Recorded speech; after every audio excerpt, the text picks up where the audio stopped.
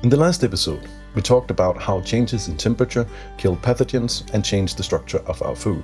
In this episode, we talk about salinity, acidity, and humidity. Welcome to the Conceptual Kitchen. The process of salting is one of the oldest ways of preserving food that humans have used. And up until the invention of long-term freezing, it was the most widely used way to keep food from deteriorating on long journeys, either as provisions or on trade routes. From caravans across the Sahara to the Hanse-Trade League of Northern Europe, up until the 19th century, salt and the access to salt depositories has been an important part of economics and politics. But what is so special about salt? How does it keep food from going bad? Salt creates environments inhospitable for most pathogens through the process of osmosis. Briefly put, salt draws water molecules out of nearby cells and thus drying them out. Water is an essential part of biological processes, and without it, almost all forms of organic life dies out. This process renders the foodstuff dry and usually tough, often requiring rehydration to become edible. Another way of keeping food without changing temperature is by changing its acidity, or pH level.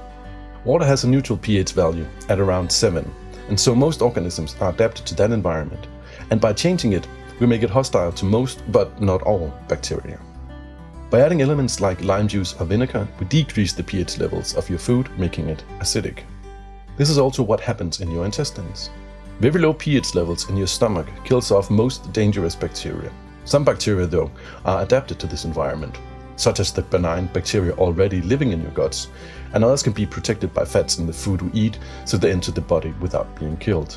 That is why some foodstuffs can be safely eaten after changing pH levels, and others need additional cooking. But we'll get into this in later episodes. A third way of food preservation is through changes in humidity. This is also what happens through salting, but indirectly and with different side effects. Preserving foods only by drying is also one of the oldest ways of preserving foods known to humans. One of the best known ways of doing this is in the process of making stockfish, a technique of preserving whitefish used for hundreds of years in Norway and Iceland in the North Atlantic and areas around the Mediterranean Ocean, where climates are suitable for it. Fish is hanged outside on sticks, in Older English stocks, and the salinity and low humidity of the ocean air slowly dries out the fish, rendering them long-lasting, although requiring an acquired taste. Perhaps the most widely used process of drying today is freeze drying.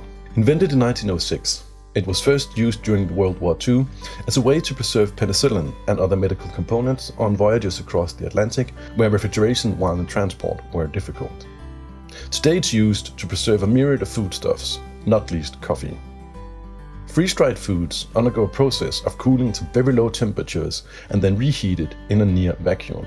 This makes ice formed during the freezing process evaporate as gas without turning into water in between. The result is food that can keep for very long stretches of time, as long as it is kept dry. The process keeps nutrition, flavors and textures very close to the original state, and all it needs is rehydration and perhaps heat. And this is how changes in salinity, acidity and humidity keeps our food. Next week we'll talk about O2 levels and fermentation. Don't forget to like and subscribe, and stay hungry for the next episode.